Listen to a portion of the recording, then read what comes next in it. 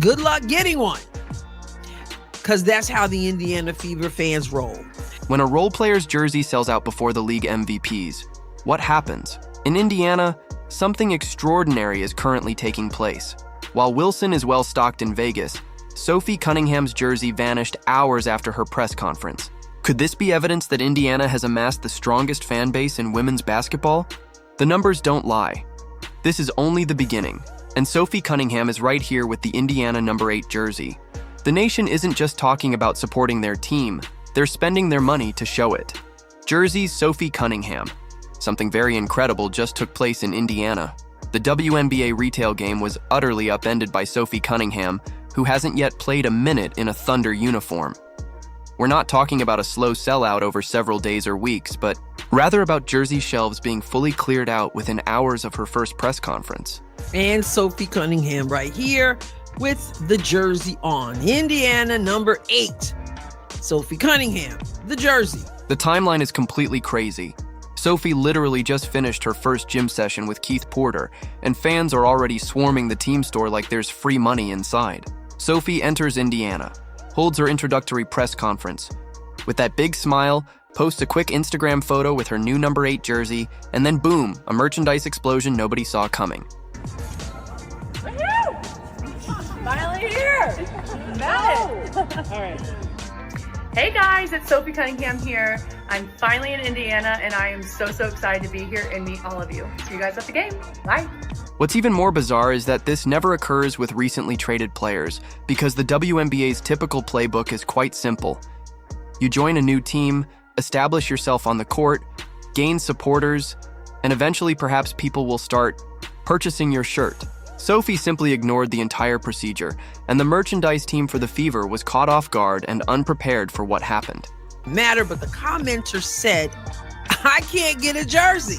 These jerseys are gone. These jerseys are about sold out. Can't get one. Just entered the gym. If you had gone online to acquire her jersey that day, you would have been confronted by a digital wasteland medium gone large, vanished, super enormous, forget about it. I know she went to the gym with Keith Porter to knock down shots and work on stuff. No chance for 2XL. The only size you might have found was an extra small, and it had the awful low stock alert flashing next to it. This wasn't just occurring online though. Desperate fans were calling and visiting the team store in person. Wow. Already. Just showed up in Indiana. Just had her press conference. Just got in the gym already. I know she got in the gym with Keith Porter, knocking down shots, working on stuff. Frustrated fans' remarks on social media were all over the place. Where can I buy Sophie's jersey? Is anyone restocking? I've visited 3 locations and haven't seen number 8 anywhere. This was real fan excitement occurring in real time, not a marketing gimmick or fake hype. Look at the rest of these. If you want a small, here's the sign. Here it is right here. Sold out. Right there. Oh, okay. Well, let me get a medium. Sold out. Let me get a large. Sold out. Let me get an extra large. Sold out. Hey, 2XL. Sold out. The fact that Cunningham's jersey sold out more quickly than nearly every other player in WNBA history is just astounding. We're talking about a role player, not a superstar or MVP, igniting the kind of merchandising craze usually reserved for the league's greatest players. The only thing that you can get is an extra small, and it still says low stock, 1 item left. What does all of this indicate about Indiana's fan base then? Everyone has been wondering if these new fans of Fever are merely following Caitlin Clark for the time being. But Sophie Cunningham's story is very different. They're not merely talking about supporting the club. They're actually putting their money where their mouths are. These are die-hard fans who are cheering for every player on the squad. Y'all, Sophie Cunningham just showed up in Indy. Hasn't played a game yet. And that commenter wasn't lying. If you're extra small, I guess you can grab up that 1 left. That's wild. Regarding Indiana, the naysayers have been completely incorrect.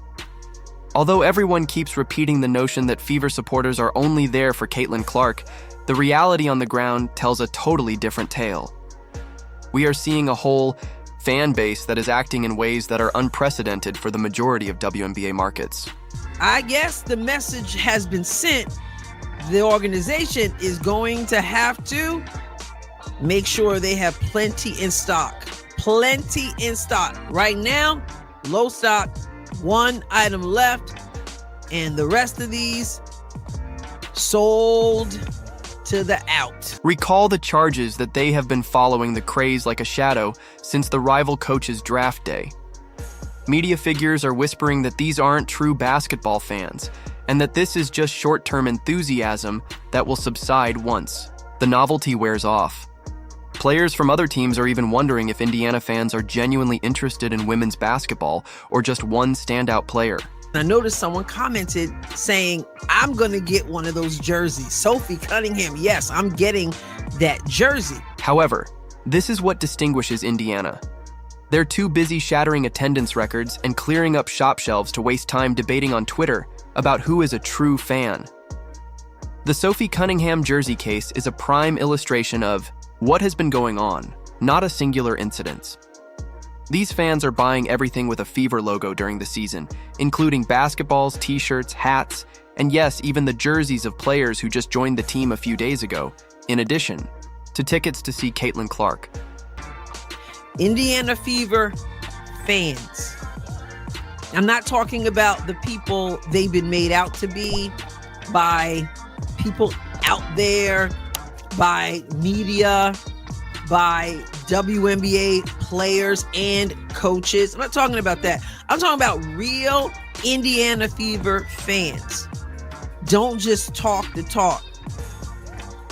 They walk the walk. As other WNBA teams struggle to sell gear, Indiana supporters purchase basketballs and beg to purchase Kay Clark's Nike sneaker when it becomes available.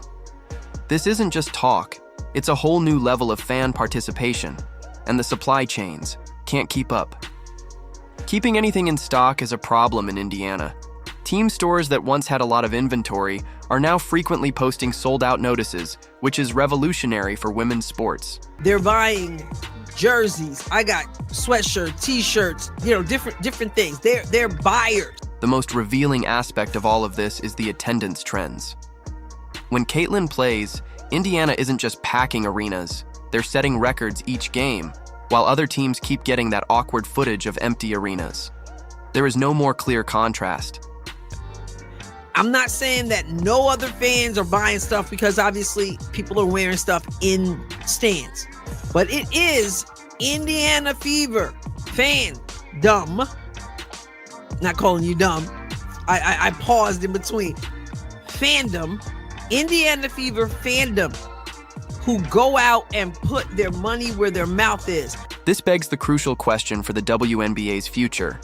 Can other markets mimic Indiana's success? Is it feasible to turn inactive spectators into devoted fans who attend with their wallets open, as this is what creates long-lasting leagues? Not social media hype, but real financial backing.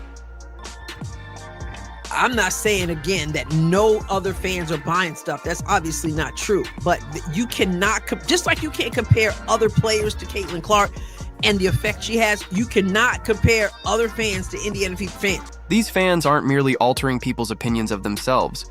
They're redefining what it means to be a women's basketball fan nationwide. What we're witnessing in Indiana goes beyond simply defending against bandwagon accusations. It's about setting a new benchmark for what WNBA support should look like. That. Not just hanging out trolling on social media. You're going to have the trolls, obviously. But fans are buying tickets, which is why things have to change when Indiana comes to town. This admirer. Not only is Revolution altering our perception of fans, but it is also fundamentally altering Indiana's position in the WNBA. During the previous season, the team that careers went to stall out the franchise players avoided it. Trades was called basketball purgatory, but now players from all over the league are keeping an eye on Sophie Cunningham's situation and covertly updating their contact lists with Indiana's general manager's phone number. That to me is Exhibit A. Sophie Cunningham barely steps foot in the field house, y'all. jersey, one left in extra small. Everything else sold out, sold out, sold out, sold out, sold out. Whether you skinny, whether you fat, sold out. Equal opportunity, sold out. Consider the lessons Sophie's experience can teach all free agents and traders.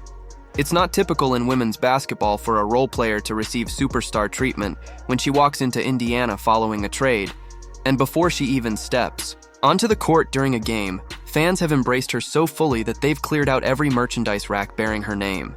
So I just want to point that out. As an Indiana Fever fan, I mean, there are people who are willing to pay all kinds of money to get tickets. There are people who are buying merch flying off the shelves, basketball, all kinds of stuff. Now picture yourself as a WNBA star player, perhaps playing in a half-empty arena most nights, with your jersey fully stocked on store shelves because no one is rushing to buy it. Then you see what's going on in Indianapolis. Wouldn't you begin to imagine what it might be like to play there? Because Indiana Fever fans support, not just by running their mouth or running their fingers, they actually do something.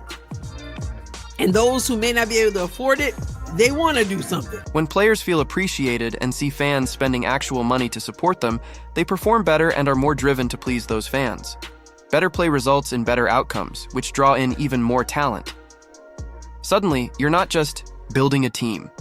You're creating a culture where everyone wants to be a part of what's happening. This incredible cycle that's taking place in Indiana has the potential to completely change the competitive landscape. And so this is just me saying, way to go, Fever fans. And we love, listen, remember how it was like nobody wants to go play in Indiana? Nobody wants to play with Caitlin Clark. Those fans. And we came to find out when free agency showed up, everybody wanted to go to Indiana and play for the Indiana Fever and play with Caitlin Clark. And when they got here, started praising the fans. This is what's crazy. The lack of team gear isn't just an annoyance for fans. It's a sign to the league as a whole that power is shifting. When players observe that fans are prepared to part with their hard-earned cash for team gear, they observe the difference between markets where support is theoretical and Indiana, where support is real and quantifiable. This organization has made it such that we want to support them.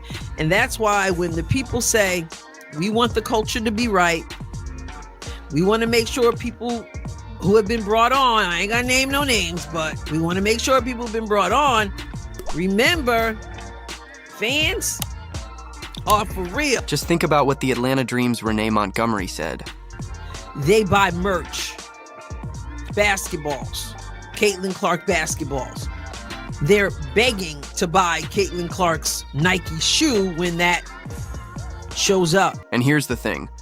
What we're witnessing in Indiana isn't just altering the craze, it's actually changing player salaries throughout the league.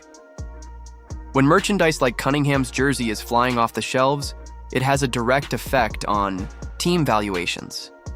Research indicates that teams with strong apparel sales can increase their overall value by 10% to 15%, which benefits owners as well as players by resulting in larger contracts and better facilities. And they're begging to buy that shoe. That's why I said, Nike, I don't know what the deal is. I'm not into the contract or anything like that. They got something, whatever their agreement is, that's their agreement. I'm saying, though, when that shoe shows up,